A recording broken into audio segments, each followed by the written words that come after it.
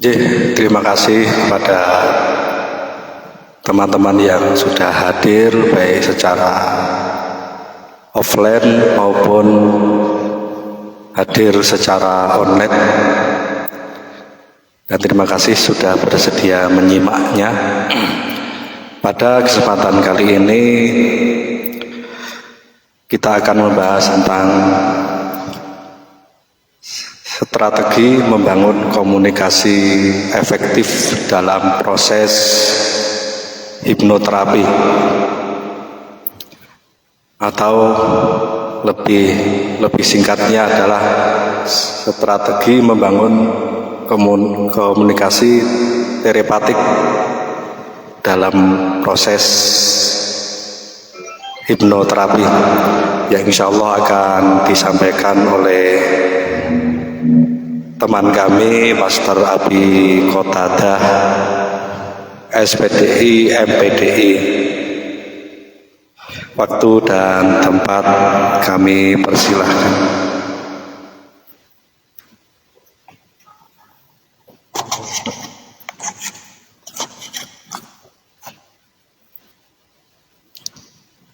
Ya, selamat malam. Bismillahirrahmanirrahim. Assalamualaikum warahmatullahi wabarakatuh. Waalaikumsalam warahmatullahi wabarakatuh. Selamat malam. Semoga sehat selalu untuk teman-teman semua yang hadir secara offline maupun online pada malam hari ini. Ya, alhamdulillah pada malam hari ini cuaca hujan ya, cuaca hujan ya, alhamdulillah ini berkah untuk kita semua sehingga bisa menyejukkan hati kita semua. Alhamdulillah, alhamdulillahirabbil alamin. Assalatu wassalamu ala asrofil anbiya'i wal mursalin wa ala alihi washabihi ajmain. Asyhadu an la ilaha illallah wa asyhadu anna Muhammadan abduhu wa rasuluh. Allahumma sholli wa sallim ala sayyidina Muhammad wa ala ali sayyidina Muhammad. Ya, seperti yang sudah disampaikan Master Rois yang tadi meminta kami, ya, kita ngasih dawuh dari Pak Ketua untuk mengisi sedikit tentang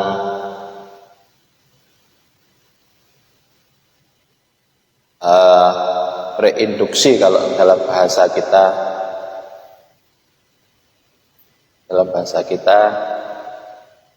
reinduksi artinya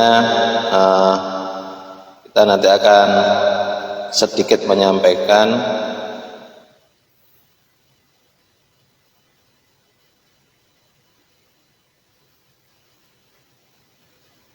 tentang strategi membangun komunikasi efektif dalam proses hipnoterapi. Ya, materi ini sebenarnya sudah ada di dalam buku atau buku pegangan Advanced Hypnotherapy yang saya miliki. Ini ada di bukunya Agus Hanafi, ya, and partner. Di sini sudah ada, dan di sini saya tidak akan menyampaikan seperti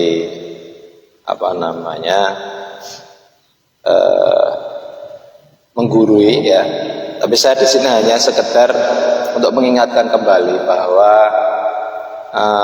komunikasi sebelum kita melaksanakan hipnoterapi itu sangat-sangat penting sekali, karena ini akan bisa menentukan keberhasilan kita juga, ya. Sepertinya tidak penting, ya, sepertinya tidak penting. Akan tetapi ini sebenarnya salah satu kunci keberhasilan kita, ya. Biasanya kalau tidak dibiasakan untuk melaksanakan tahap seperti ini nanti kita juga menanganinya juga ibarat kalau kita itu mau menembak itu sasarannya kurang tepat, ya, kurang tepat. Nah, untuk itu membangun komunikasi ini sangat penting sekali, ya, membangun komunikasi ini sangat penting sekali bagi teman-teman yang berprofesi sebagai hipnoterapis, ya. Dan ini saya rasa juga tidak hanya di hipnoterapi saja, ya, untuk terapi-terapi lain seperti dokter itu saja juga memerlukan retok seperti ini juga. Jadi, tapi kalau untuk kita untuk menangani suyat ini semestinya ini harus kita lakukan secara teliti dan mendalam, ya, untuk mendapatkan informasi-informasi yang akan kita butuhkan untuk apa? Untuk melakukan langkah-langkah selanjutnya, ya, untuk melakukan langkah-langkah selanjutnya. Ya, mungkin akan segera saya mulai untuk membangun komunikasi dengan suyat ini. Antara yang kita maksud tadi adalah membangun komunikasi antara suyat dengan hipnoterapis agar tercapai kesepakatan yang bisa digunakan untuk mempercepat atau lebih efektif, kata tepatnya, ya, untuk lebih meningkatkan efektivitas terapi di dalam hipnoterapis.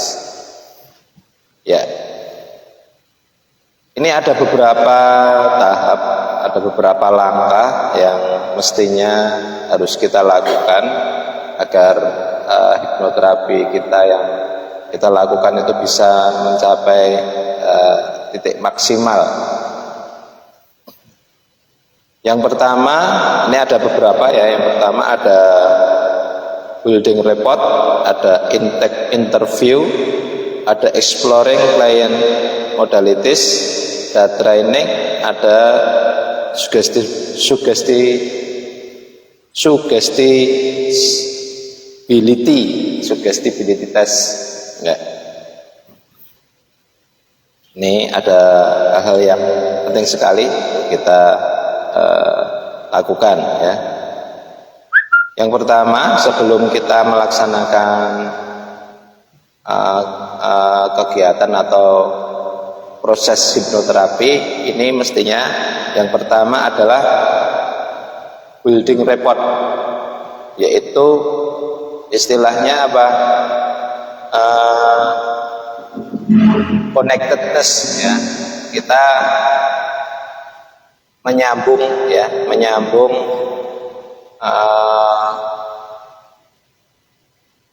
menyambungkan komunikasi kita dengan suyat, ya. Ini building report ini penting sekali, ya. Kita ambil dari bukunya Agus Hanafi di sini, ya. Untuk building report ini kita membangun keterhubungan kita dengan suyat. Jadi langkah-langkah pertama biasanya kita nanti memperkenalkan diri kita,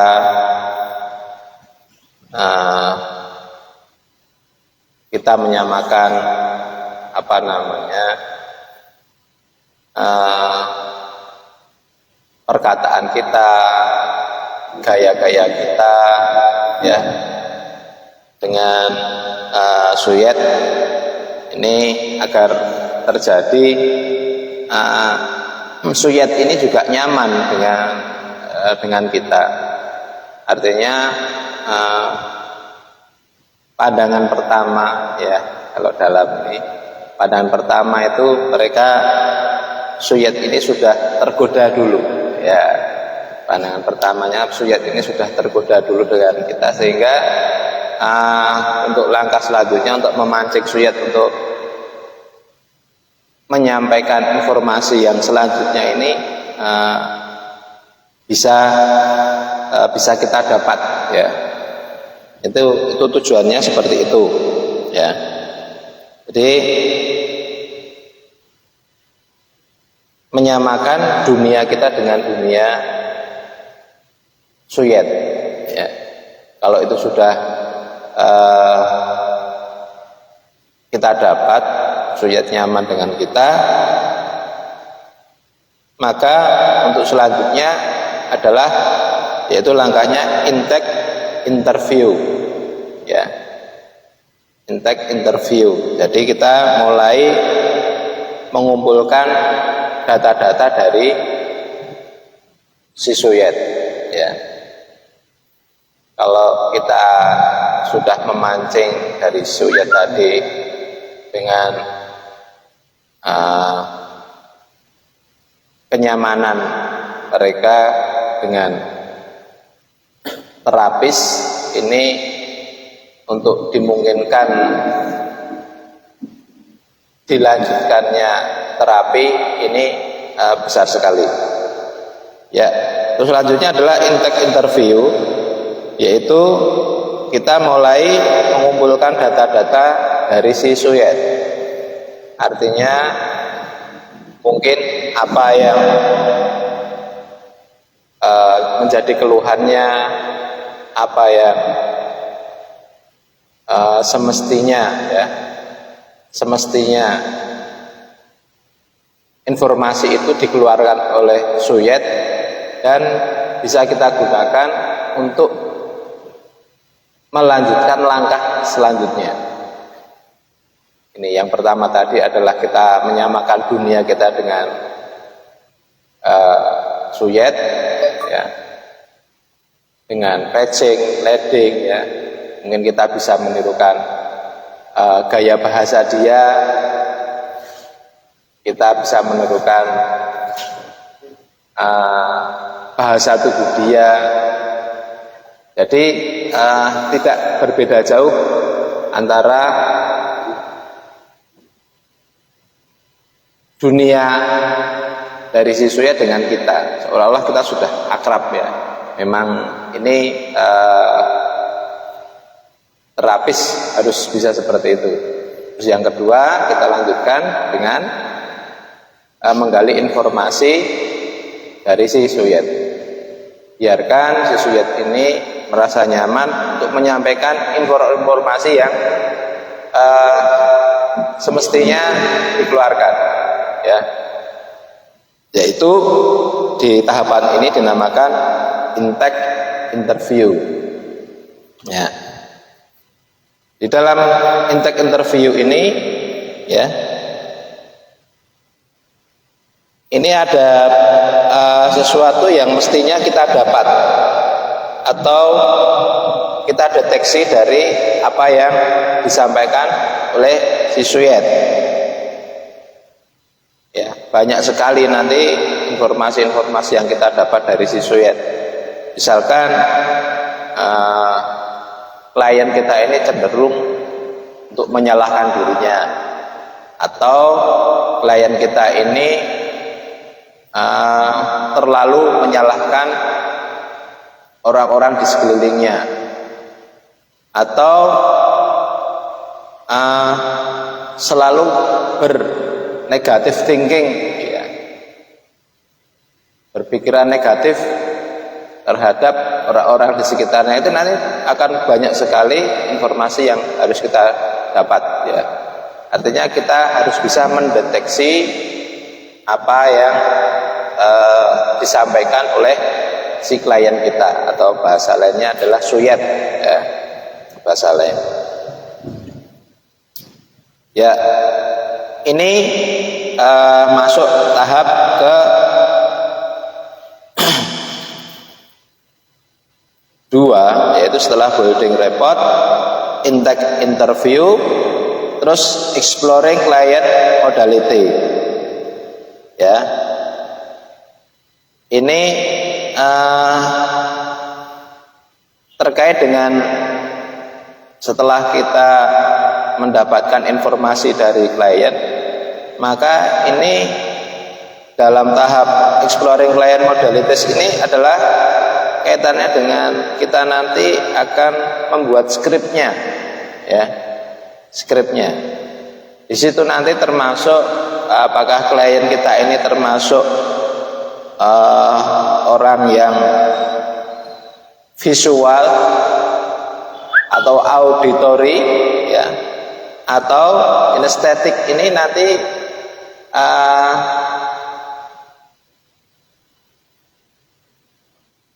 skrip yang akan kita buat kita sesuaikan dengan klien kita, ya. Ini jadi untuk exploring client modality ini kaitannya dengan ketepatan skrip yang akan kita gunakan untuk proses hipnoterapi selanjutnya, agar hasilnya maksimal, ya. Jadi jangan sampai kita membuat skrip, kita lakukan terhadap klien, tetapi klien ini tidak paham dengan apa yang kita sampaikan, seperti itu. Misalkan kita akan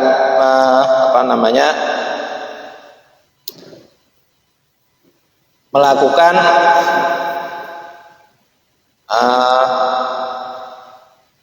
jepening, ya, jepening.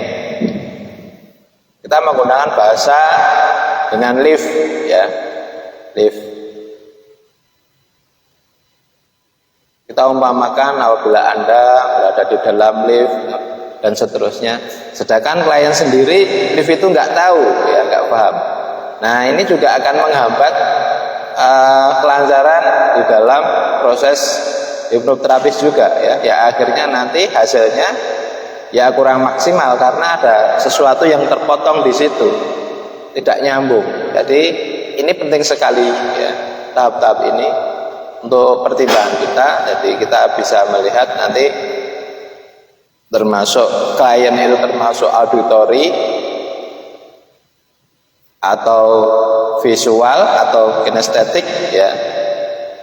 Ini harus kita pahami juga, ya.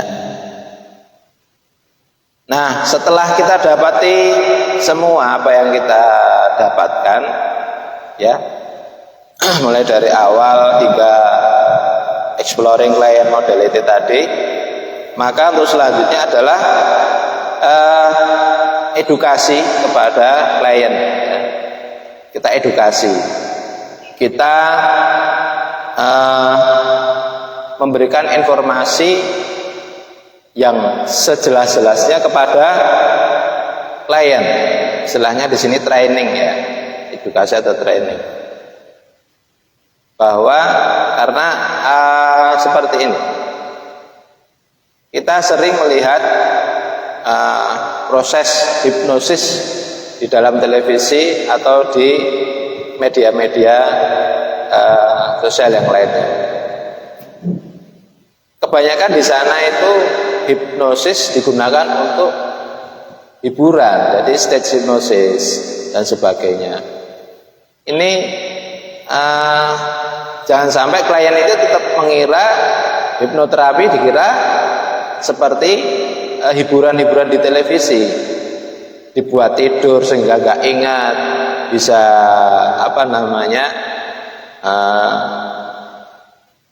di-prank dan sebagainya, ya. Istilahnya dikuliti, ya, dikuliti aib-aibnya dan sebagainya, tidur sampai nggak ingat dan sebagainya. Ini harus kita pahamkan kepada klien bahwa hipnosis itu istilahnya tidur, tapi tidak tidur seperti tidur sebenarnya orang tidur pada umumnya, ya. Karena itu hanya perpindahan dari gelombang saja, ya, gelombang sadar ke gelombang bawah sadar. Artinya apa? Artinya klien ini nanti ketika dalam proses hipnoterapis ini klien tetap bisa mendengar kata-kata suara dari terapisnya, ya, dan tidak bisa serta-merta terapis itu menyampaikan sugesti-sugesti yang misalkan dapat merugikan klien, maka pada titik seperti itu klien masih bisa menolak. Misalkan coba Anda ambil pisau dan tancapkan di bagian tubuh Anda. Ini kalau si klien ini mendengar, ini bisa menolak seperti itu. Jadi tidak serta-merta kalau orang ketika dihipnosis itu mesti nggak dengar, mesti nggak sadar 100%, nggak seperti itu. Ya, untuk itu pentingnya tadi ya langkah-langkah sebelumnya tadi apa? Ini diberikan pemahaman, diberikan edukasi kepada klien. Ya, sebenarnya ya ini antara klien dan hipnoterapis ini harus bekerja sama. Makanya tadi mulai dari awal ada yang nama building rapport tadi ya, termasuk itu kita menyamakan dunia kita dengan dunia klien agar jalannya proses terapis bisa berjalan dengan lancar ya. Jangan sampai ketika kita memberikan sugesti yang positif dari si suyet atau pasien ini atau klien kita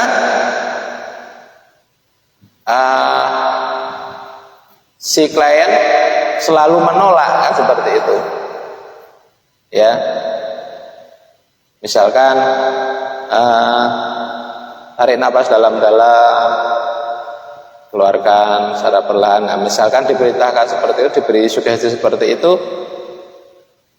jangan sampai ngapain sih tarik nafas segala, ngapain sih, itu kan sudah menghambat. Makanya dari awal sudah disamakan dulu dunia kita dengan dunia klien ya. Ini artinya untuk keberhasilan proses hipnoterapis itu harus ada kerjasama dari klien dan hipnoterapisnya. Jadi tidak bisa satu pihak saja, nggak bisa ya. Atau si klien dipaksa-paksa, disugesti dipaksa-paksa juga nggak bisa ya.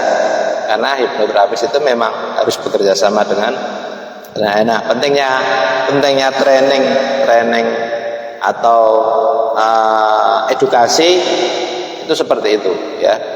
Terus selanjutnya adalah suggestibility test ya. Ini proses untuk meningkatkan sugesti ya klien agar nanti ketika proses dari sadar menjadi gelombang di bawah sadar ya. Nah, untuk selanjutnya apa?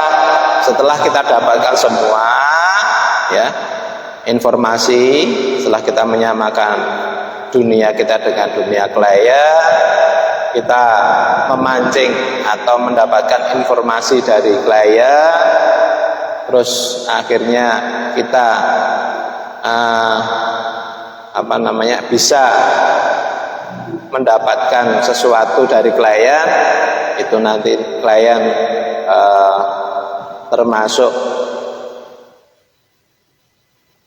termasuk yang auditory, visual atau kinestetik dan sebagainya. Terus kita membuat skrip, terus selanjutnya kita tes sugestibility-nya ya, peningkatan sugestinya. Setelah itu kita membangun strategi ya. Ini kita memakai induksi apa ya untuk klien ini. Makanya langkah-langkah ini perlu kita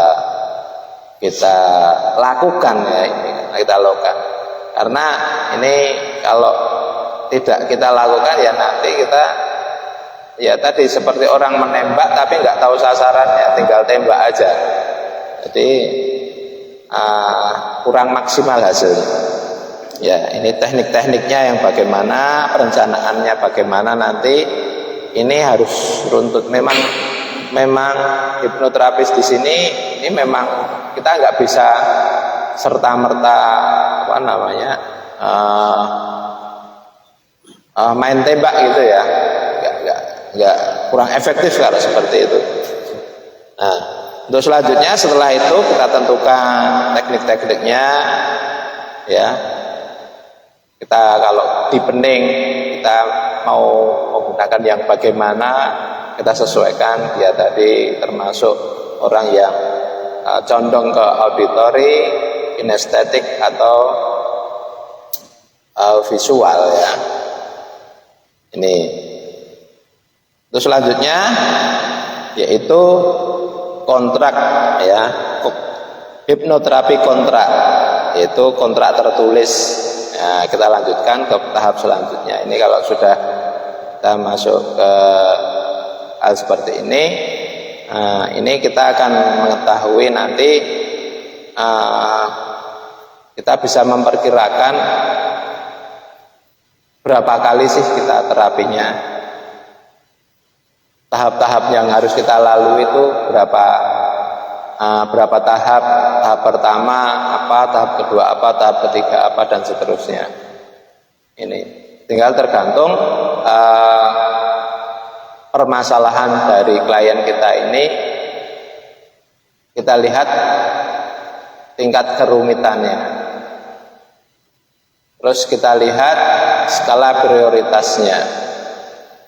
Apa sih sebenarnya yang pada saat ini perlu ditangani terlebih dahulu ya. Ini penting sekali ya. Ini. Terus selanjutnya pada kontrak ini, hipnoterapis kontrak ini, kita sampaikan beberapa kesepakatan kita kepada klien. Misalkan, mohon maaf nanti pada saat melaksanakan hipnoterapi, saya mohon izin untuk memegang jempol jari tangan kiri Anda misalkan. Nah, ini harus ada persetujuan ya, harus ada persetujuan, sehingga ketika kita melakukan komunikasi dengan klien pada saat proses hipnoterapi, klien tidak kaget ya. Klien tidak kaget. Tahu-tahu jempolnya disentuh. Wah, jadi nanti tingkat kesadarannya jadi meningkat. Jadi tidak di tingkat bawah sadar lagi, malah ya nanti kita harus menurunkan lagi, harus dipening lagi kan, menghambat ya. Ini jadi harus ada deal-deal yang harus kita lakukan agar klien ini merasa nyaman dan tahu proses yang akan dilakukan nanti apa, itu tahu. Jadi tidak kaget. Jadi kalau kita sudah melaksanakan langkah-langkah pre-talk ya, sebelum kita melaksanakan kegiatan seperti itu, nanti insya Allah ini akan berjalan dengan lancar. Dan yang jelas mempersingkat waktu, terus pasien lebih mudah untuk tertangani. Yang ketiga adalah memaksimalkan hasil dari proses hipnoterapis. Nah, ini yang penting yang harus kita bangun komunikasi dengan klien-klien kita. Dan ini saya hanya sekedar mengingatkan kembali, karena ini mestinya harus bisa dilakukan oleh semua praktisi atau terapis-terapis hipnoterapi yang sudah ada. Dan saya yakin ini teman-teman semua sudah banyak yang melakukan ya, karena ada beberapa ada beberapa teman itu yang mungkin lupa ya, karena semangatnya ketika ada pasien misalkan ada pasien atau klien, ya, orang tuanya datang, anak saya seperti ini, begini-begini. Ketika didatangkan langsung tidak banyak pretoknya, dikira-kira. Nah, ini juga kurang tepat ya. Nanti hasilnya kalau pretoknya, hasil komunikasi dari klien kurang akurat, ini ya nanti penanganannya mestinya juga teknik-teknik yang akan dipakai juga tidak tepat lagi. Kalau penanganannya tidak tepat, ya hasilnya semakin jauh dari harapan. Ya. Ini mungkin sedikit dari saya seperti itu. Kita hanya sharing mengingatkan kembali, khususnya untuk diri saya pribadi yang ingin juga terkadang lupa hal-hal yang sepele tetapi itu sangat penting sekali ya, TikTok. Nah, untuk teknis-teknis untuk selanjutnya, ini saya rasa teman-teman sudah menguasai semua ya, yang sudah profesional, ini sudah di luar kepala ya, istilahnya seperti itu. Tapi itu untuk proses teori yang harus dilakukan atau standar-standarnya seperti itu. Demikian, terima kasih atas perhatian dan kerjasama teman-teman yang sudah melihat informasi ini. Untuk itu waktu saya kembalikan kepada Master Lois untuk melanjutkan kegiatan. Terima kasih. Silakan.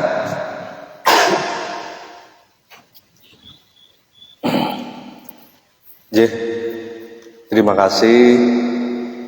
Sungguh materi yang sangat luar biasa, yang kadang kita lupa,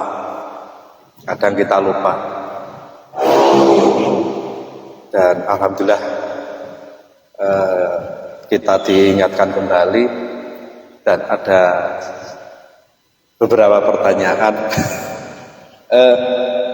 Izinkan saya bertanya. Tadi kan disampaikan menyamakan dunia klien dengan seorang hipnoterapis. Jadi hipnoterapis menyamakan dunianya klien kan. Itu contoh sederhananya gimana? Ya, menyamakan itu istilahnya seperti itu. Artinya apa? Artinya klien yang datang kepada kita, yang kita tangani itu kan bermacam-macam.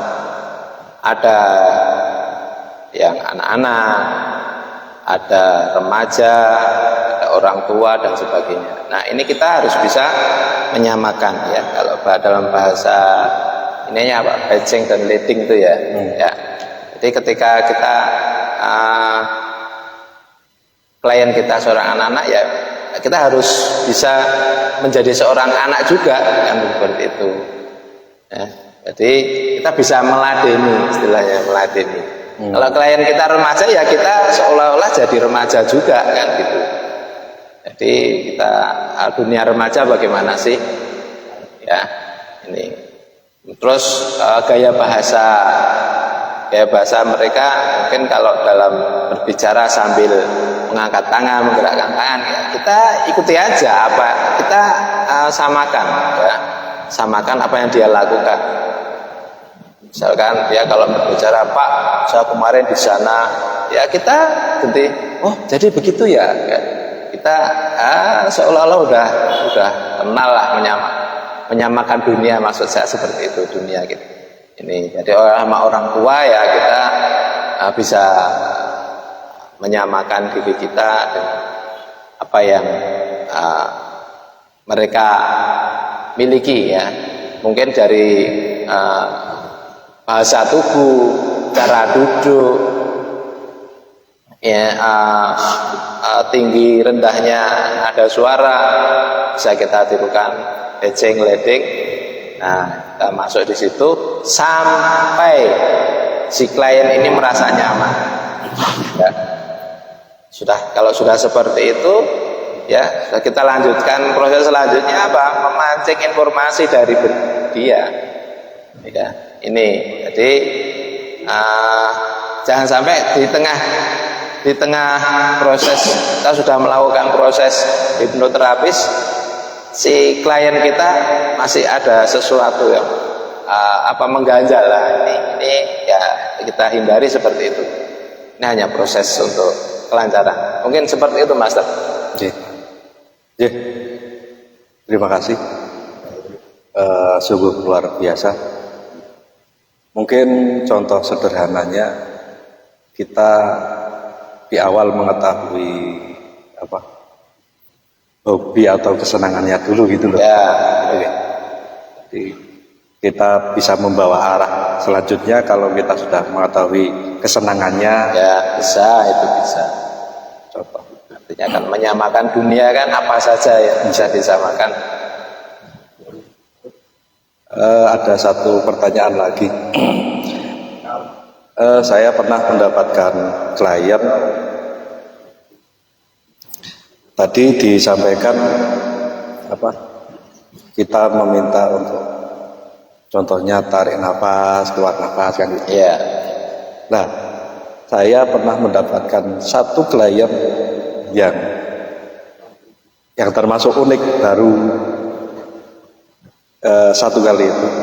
Jadi gini, saya meminta klien tersebut tarik nafas, keluar nafas.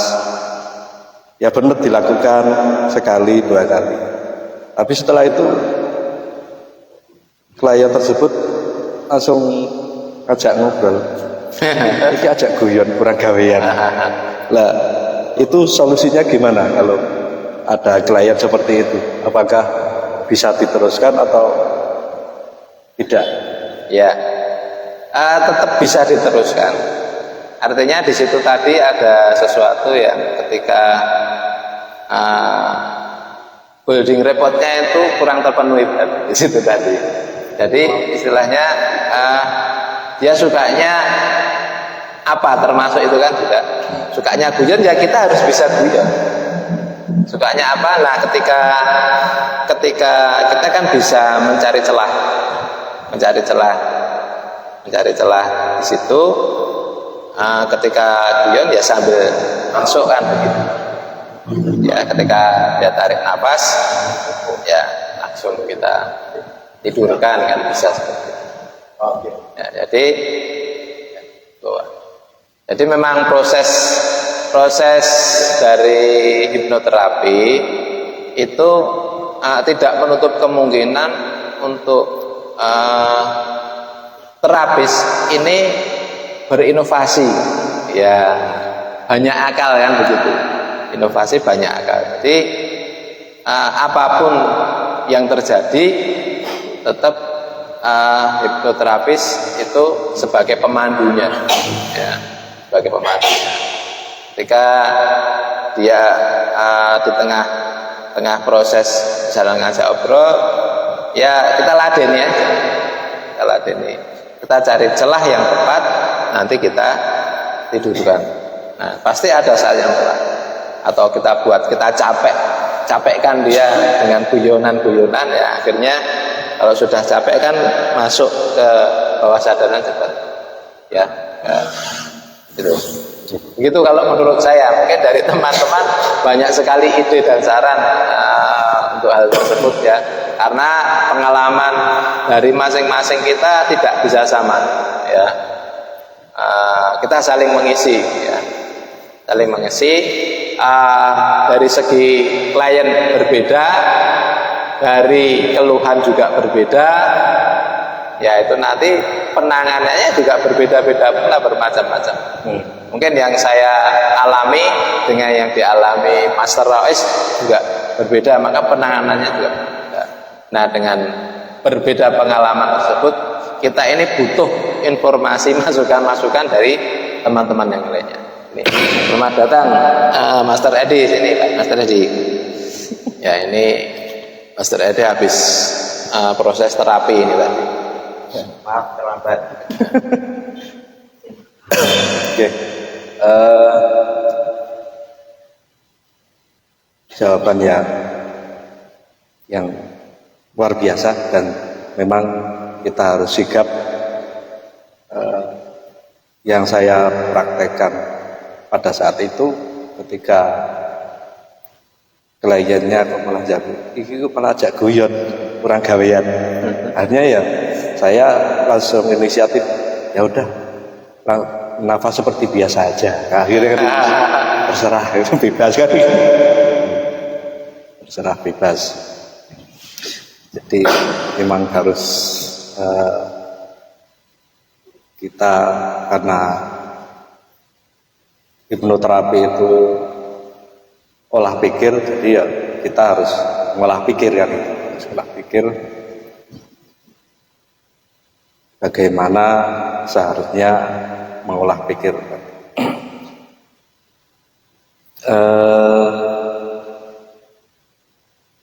Mungkin ada pertanyaan dari Pak Edi terkait strategi membangun komunikasi efektif.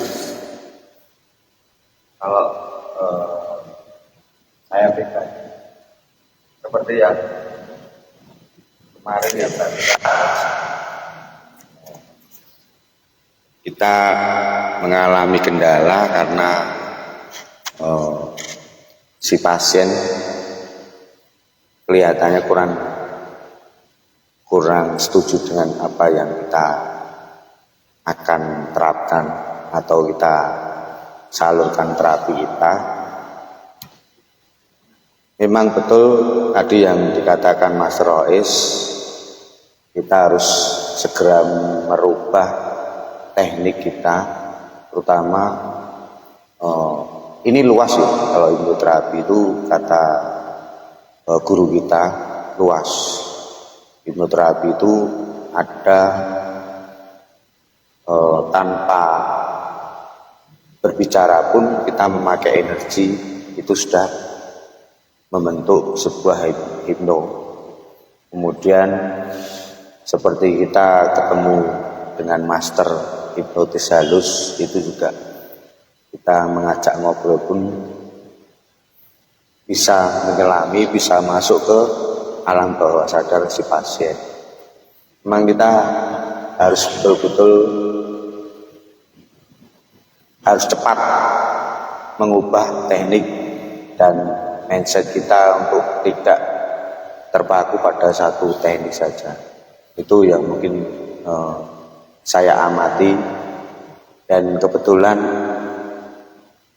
kita mengalami sendiri Pak Rez ya kemarin. Si pasien atau klien ini betul-betul egonya sangat tinggi. Egonya sangat tinggi. Mungkin bisa Master Rois kemarin juga sebetulnya bisa memakai energi agar kita ambil kontrol sadarnya, sehingga kita bisa memasukkan ke alam bawah sadar agar lebih nyaman, lebih mungkin itu yang bisa saya amati. Terima kasih.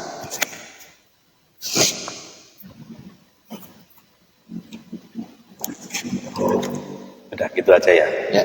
Oke, terima kasih. Demikian pembahasan tentang strategi membangun komunikasi efektif dalam proses hipnoterapi. Semoga bermanfaat bagi kita semua dan bermanfaat bagi yang nyimak dari online. Selanjutnya nanti bebas, adapun yang di video ini saya akhiri. Terima kasih atas perhatiannya. Jangan lupa tinggalkan komentar, support, saran yang membangun karena kita sama-sama belajar. Wassalamualaikum warahmatullahi wabarakatuh. Waalaikumsalam. Salam sehat.